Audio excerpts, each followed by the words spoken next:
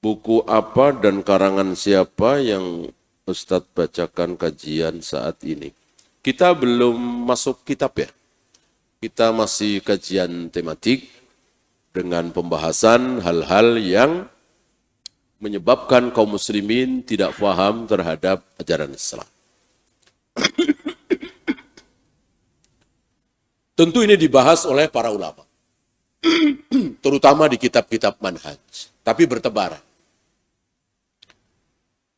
Hampir seluruh kitab akidah dan manhaj mengajarkan ini.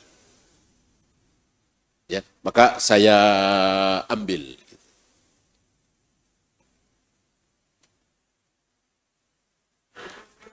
Dikatakan bahwa Al-Quran adalah obat penyakit hati. Bagaimana dalam kenyataannya juga dipakai mengobati penyakit fisik. Ini sebetulnya ini nanti nomor 3 ya, akan terjawab. Kita kan baru 2 nih. Nanti akan terjawab di poin ketiga. Ini sekilas saja ya. Bahwa betul si penanya ini ya. Syifa'un ma fis sudur. Allah telah menurunkan ayat-ayat Al-Quran sebagai obat terhadap apa yang ada di dada. Penyakit yang ada di dada. Apa yang antum tahu penyakit yang ada di dada? Di hati. Apa? Ya, riya. Apalagi? Ya, sum'ah. Apalagi? Hasad. Kalau istilah kita iri, dengki.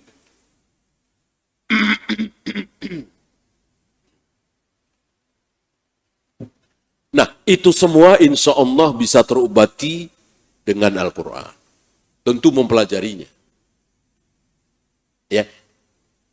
Nah, bagaimana ada orang sakit panas, ada orang badannya meriang, suhu tinggi, lalu dibacakan ayat kursi misalnya, An-Nas misalnya, Al-Fatihah misalnya, suhu bisa turun.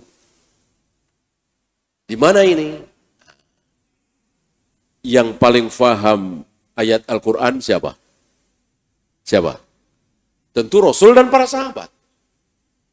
Rasul dan para sahabat beberapa kali mengobati penyakit zahir seperti demam tadi dengan membacakan ayat Al-Quran.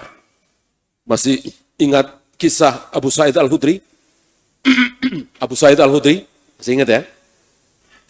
Ketika Abu Sa'id dan Al-Khudri bersama para sahabat melewati singgah di satu suku, perkampungan. Nah, kepala sukunya, pembesarnya itu demam tinggi. Oleh Abu Sa'id Al-Khudri dibacakan apa? Dibacakan Al-Fatihah. Sekali. Langsung turun demamnya. Sembuh sakit. Lalu diberi hadiah beberapa ekor kambing. Pulang sampai ke Madinah, melapor kepada Nabi alaihi salatu wassalam, justru Nabi bertanya, engkau tahu dari mana Al-Fatihah itu bisa sebagai obat? Ya. Berarti Nabi alaihi salatu wassalam membenarkan. Ya. Ini insya Allah akan kita bahas lebih lanjut nanti di nomor 3. Kita baru 1 dan 2.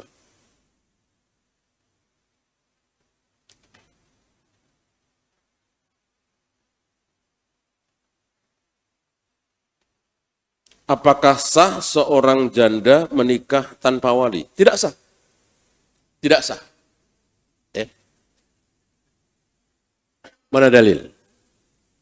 Ucapan Zainab binti Jahsy, salah satu istri Nabi alaihi salatu wassalam. Apa? Saat pernah bertemu dengan istri-istri Nabi yang lain, Zainab mengatakan, yang menikahkan kalian dengan Rasulullah adalah ayah-ayah kalian, wali-wali kalian. Sedangkan yang menikahkan aku dengan Rasulullah, siapa? Allah langsung dari atas arsy. Berarti Rasulullah menikah dengan wali semua. Padahal mayoritas istri Nabi gadis apa janda?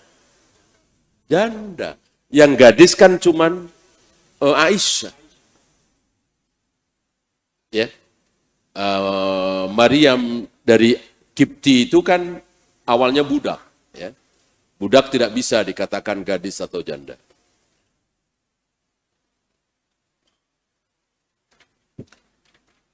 Bagaimana hukum wanita kerja di luar negeri sebagai TKW membantu ekonomi keluarga? Hukum asal wanita bekerja halal apa haram? Hukum asalnya ya, tentu halal boleh. Kan nggak ada larangan satupun. Wahai para wanita, jangan kalian bekerja, kan nggak ada. Beda dengan wahai para wanita, jangan kalian menjadi presiden, menjadi pemimpin, menjadi imam.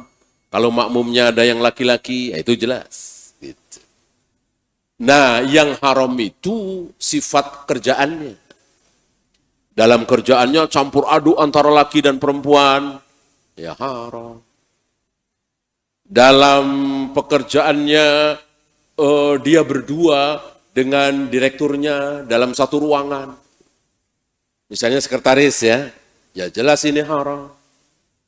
Kerjaannya kerjaan haram, ngurus khomer misalnya, riba misalnya, gitu. Bagaimana di luar negeri? Boleh asal ngajar misalnya. Tentu harus disertai, ditemani oleh mahram atau suaminya. Gitu. Jadi bolehkah TKW? Ya boleh-boleh saja. Bersama suami atau abang atau ayah atau paman atau adik laki-laki dan seterusnya. Ya. Ya, habis. Kita akhiri.